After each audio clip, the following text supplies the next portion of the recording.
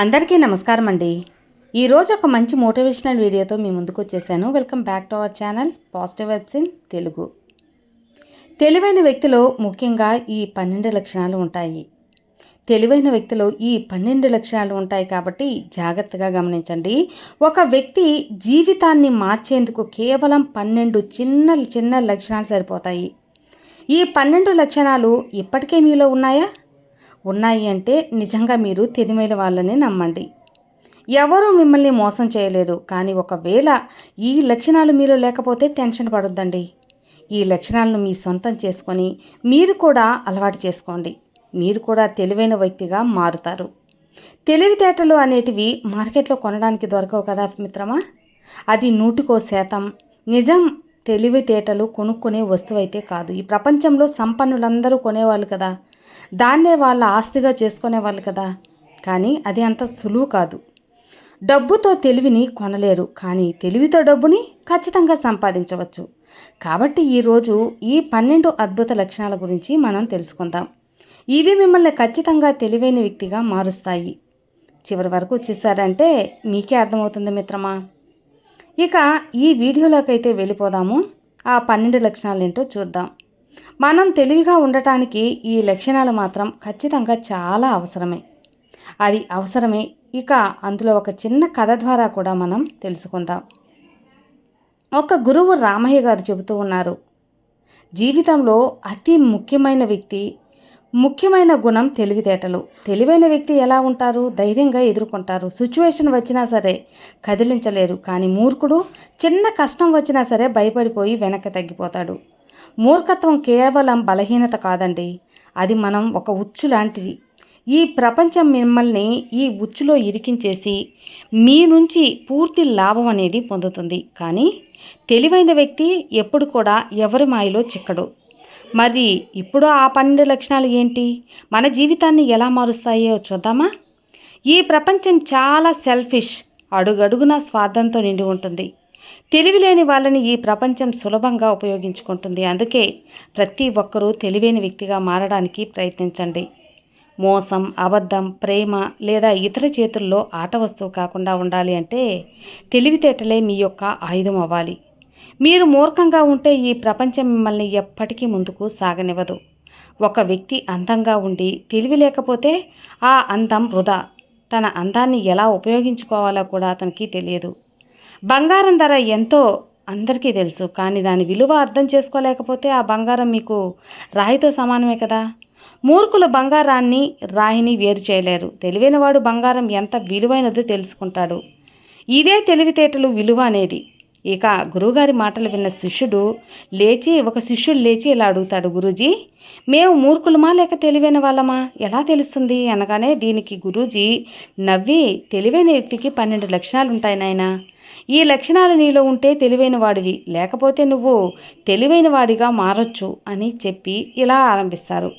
ఇక మొదటి లక్షణం, తెలివైన వాడు ఎప్పుడూ కొత్తగా ఏదో ఒకటి నేర్చుకుంటాడు. ఎవరు తల్లి గర్భం నుంచి అన్నీ నేర్చుకొని రారు మీ నాయనా. ఈ ప్రపంచంలో పుట్టిన తర్వాతే జ్ఞానం సంపాదించాలి. జీవితంలో నిరంతరం ఏదో ఒకటి నేర్చుకునేవాడు ఎప్పుడూ ఓడిపోడు. ఎందుకంటే మనం నేర్చుకున్న ఒక్క విషయం కూడా వృధా కాదు కాబట్టి. కొత్త విషయం నేర్చుకునే అవకాశం వస్తే దాన్ని పట్టుకోండి. కొత్త విషయాలను స్కూల్, కాలేజ్ లేదా గురుకులం నుంచి మాత్రమే నేర్చుకోవాలని లేదు. జీవితం కూడా ప్రతి క్షణం ప్రతి వ్యక్తి ద్వారా, అనుభవం ద్వారా మనకి ఏదో ఒకటి నేర్పిస్తూ ఉంటుంది.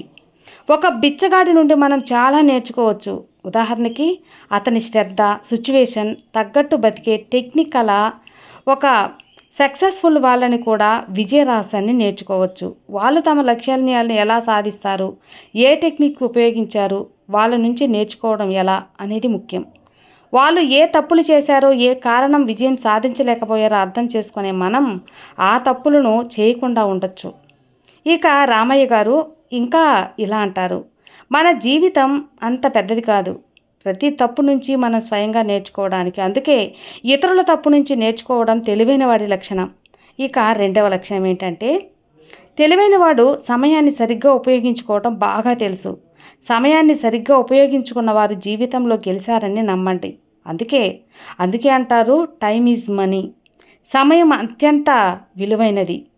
అది సంపదని, తమ జీవితమే మనమే అన్యాయం చేసుకుంటాం. సమయాన్ని వృధా చేసుకుంటే ఇక సమయం విలువను అర్థం చేసుకున్నవాడు సరైన రీతిలో జీవితాన్ని గడపడం నేర్చుకుంటాడు. సమయం మనకు సక్సెస్ దిశగా వెళ్ళే దారిని చూపుతుంది. ఒక్కసారి సమయం చేజారిపోతే అది ఎప్పటికీ తిరిగి రాదు. ఈ ప్రపంచం సమయం కంటే విలువైనది డబ్బు కాదు, అధికారం కాదు. ఎందుకంటే సమయం సపోర్ట్ చేయకపోతే ఇవన్నీ వృధానే కదా. అందరి జీవితంలో సమానమైన సమయం దొరుకుతుంది, కానీ అందరూ దాన్ని సరిగ్గా ఉపయోగించుకోలేరు. సమయం లేకుండా జీవితాన్ని ఊహించడం అసాధ్యం. సమయం ఆగిపోతే మొత్తం సృష్టి ఆగిపోతుంది. తెలివైన వాళ్ళు తమ సమయాన్ని ముఖ్యమైన పనులకు ఉపయోగిస్తారు. విఫలతలకు ప్రధాన కారణం చాలామంది సరైన సమయంలో సరైన పని చేయరు. మీరు మీ జీవితంలో ఏదైనా చేయాలంటే ముందు మీ లక్ష్యాన్ని నిర్దేశించుకోండి. సమయాన్ని మంచిగా ఉపయోగిస్తూ దాని పని చేయండి.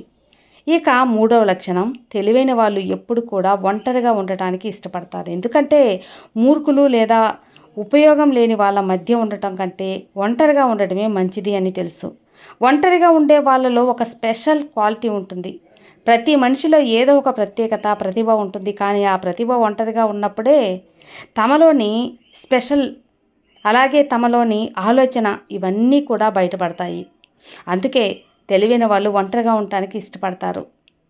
ఒంటరిగా ఉన్నప్పుడే తనతో తాను సమయం గడిపినప్పుడు తెలుస్తుంది ఎప్పుడు ఇతరుల మధ్య ఉండే వాళ్లకు తమ ప్రతిభలు తెలియవు. ఎందుకంటే వాళ్ళు ఇతరులు చూసి వాళ్ళలా అవ్వాలని ట్రై చేస్తారు. కానీ ఒంటరిగా ఉండేవాడు ఎవరి ప్రభావం లోను పడడు. తనను సరైనది అనిపించుకునేది మాత్రమే చేస్తాడు. ఒంటరిగా ఉండేవాడు తన నిర్ణయాలను తానే స్వతంత్రంగా తీసుకుంటాడు. 10 మందిలో ఉండేవాళ్ళు ఇతరులను అడిగి నిర్ణయాలు తీసుకుంటారు. అదే తప్పు కాదు, కానీ అలా చేస్తే మీ వ్యక్తిత్వం కోల్పోతారు. ఇక ఇతరుల సలహాలు తీసుకుంటే వివిధ ఆలోచనలు మన ముందుకొస్తాయి. కొన్నిసార్లు ఇవి మనలో ప్రతికూల ఆలోచనలు పెంచుతాయి.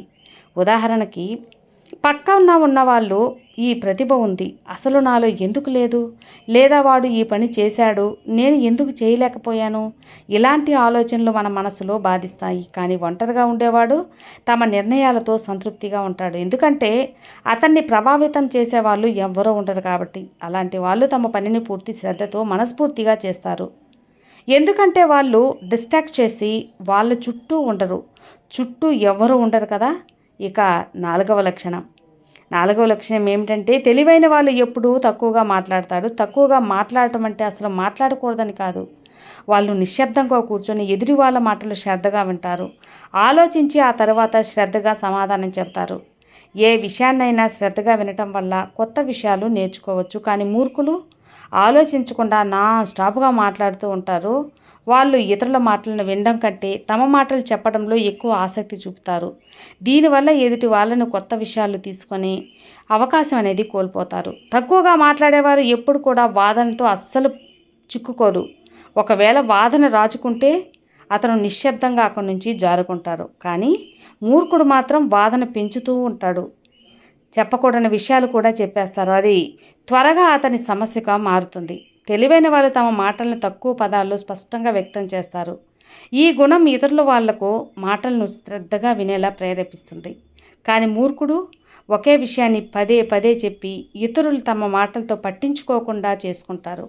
మాటలు అనేటివి ఒక శక్తివంతమైన ఆయుధం. వీటితో ఇతరుల మనసులను గెలుచుకోవచ్చు. మాటలను సరిగ్గా ఉపయోగించుకునే నైపుణ్యం తెలివైన వాళ్ళ లక్షణం.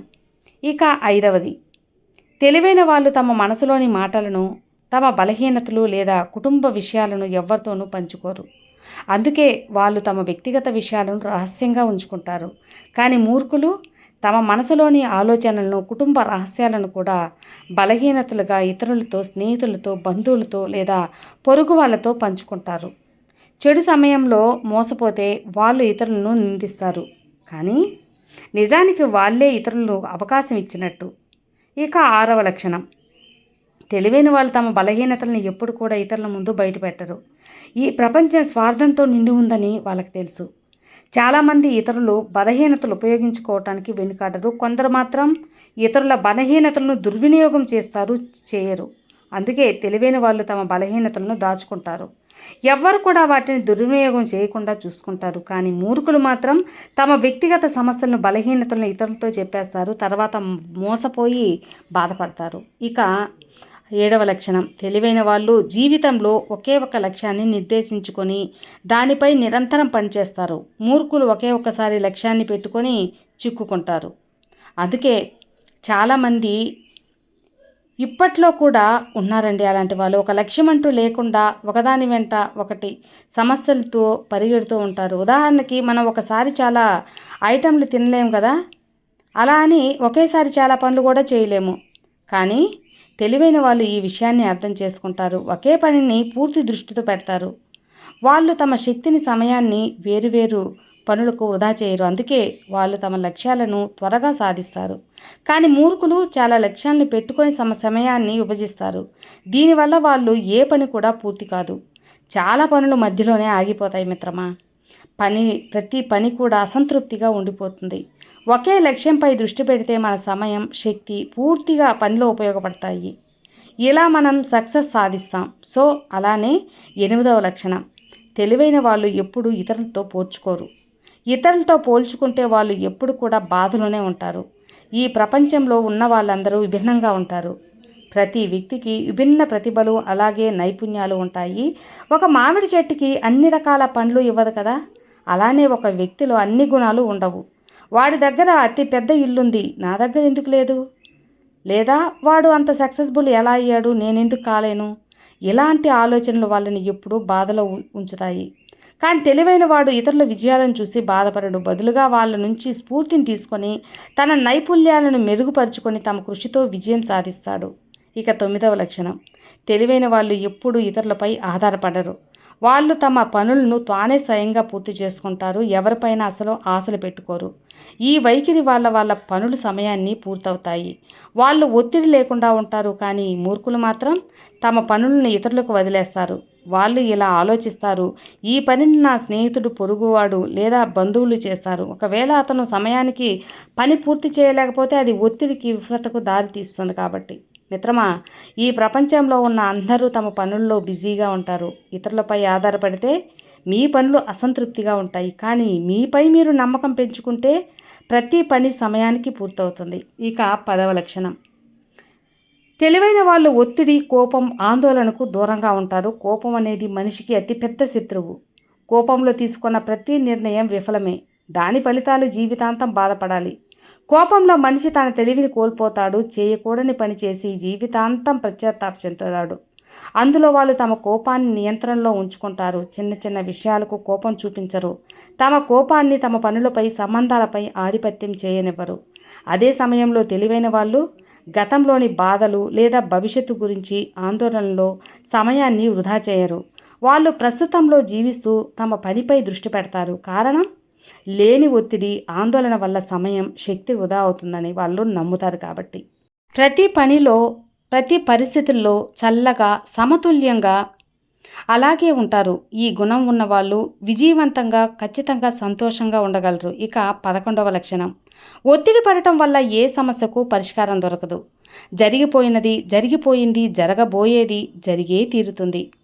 ఈ ప్రపంచ నియమం ఏంటంటే ప్రతి సమస్యకు పరిష్కారం ఏదైనా సరే ఆలోచన, కృషి ద్వారానే సాధ్యమవుతుంది. చిన్న చిన్న విషయాలకు ఒత్తిడిపడే ఆందోళనలో మునిగేవాడి బాధలు నిండి ఉంటాయి. మూర్ఖులు ఎప్పుడు కూడా గతంలో తప్పుల గురించి, భవిష్యత్తు గురించి ఆందోళన పడతాడు. కానీ తెలివైన వాళ్ళు మాత్రం ఎప్పుడూ బాధపడరు. ఇక చివరిగా 12వ లక్షణం, తెలివైన వాళ్ళు ఎవరిని కూడా కళ్ళు మూసుకొని నమ్మరు. గుడ్డిగా అస్సలు నమ్మరు. ప్రతి విషయాన్ని తమ తెలివితో పరిశీలించి నిజాన్ని తెలుసుకున్న తర్వాత ఎవరినైనా నమ్ముతారు. ఎదుటివాడు ఎంత తీయగా మాట్లాడినా, మోసం చేయటానికి ఎన్ని టెక్నిక్స్ ప్రయత్నించినా తెలివైనవాడు తన తెలివి, లాజిక్తో నిజాన్ని తెలుసుకోకుండా నమ్మడు. తెలివైన వాళ్ళు వాస్తవాలు, ఆధారాలపై నమ్మకం పెట్టుకుంటారు. వాళ్ళు తమ కళ్ళతో చూసినవి, చెవులతో విన్న విషయాలను మాత్రమే నమ్ముతారు. ఇదే కారణంగా ఎవ్వరు కూడా వాళ్ళని సులభంగా మోసం చేయలేరు మిత్రమా. కానీ మూర్ఖులు ఆలోచించకుండా ఇతరుల మాటలను నమ్ముతారు. ఈ అలవాట్ల వల్ల ఎవరిపైనైనా సరే నిజంగా నిందలు వేస్తారు, సులభంగా మోసపోతారు. వాళ్ళ నుంచి ఇతరులు లాభం పొందుతారు లేదా వాళ్ళను మోసం చేస్తారు. ఇదే మూర్ఖత్వం యొక్క లక్షణం. దీని నుంచి తప్పించుకోవడం చాలా మంచిది. సో విన్నారు కదండి. అలాగే సోమరిపోతనం, సమయాన్ని వృధా చేయడం కూడా మూర్ఖుల లక్షణమే. ఇవన్నీ కూడా సరిచేసుకుంటే మీరు కూడా తెలివైన వాళ్ళు అవ్వచ్చు. జీవితంలో అతి పెద్ద శత్రువులుగా ఈ సోమరితనాన్ని భావించండి. సోమరితనం విజయానికి అతి పెద్ద అడ్డంకి. ఈ విషయం తెలుసుకొని ఎవరైతే ముందుగా ఆ సోమరితనాన్ని బయటకు నెడతారో ఖచ్చితంగా విజేతను సాధించినట్టే. విన్నారు కదండి. ఈ వీడియో మీకు నచ్చినట్లయితే లైక్ చేయండి. అలాగే మీలో ఎన్ని లక్షణాలు ఉన్నాయో కామెంట్లో తెలియపరచండి.